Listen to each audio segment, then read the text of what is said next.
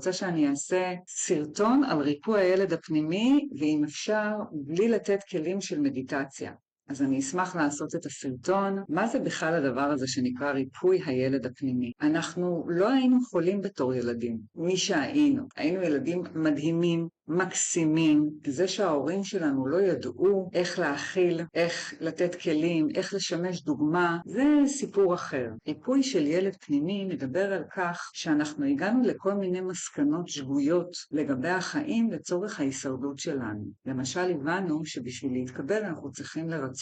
הבנו שבשביל להיות חלק אנחנו צריכים לוותר על הגבולות שלנו, שזה אומר לוותר עלינו, ממש למחוק את עצמנו כדי להיות שייכים. ילד לא יכול שלא להשתייך. החוויה הזאת של לבד בעולם, נטישה, אני לא אהיה חלק מהשבט הזה שנקרא המשפחה שלי, זה משהו בלתי נסבל, הוא לא יכול להכיל את זה.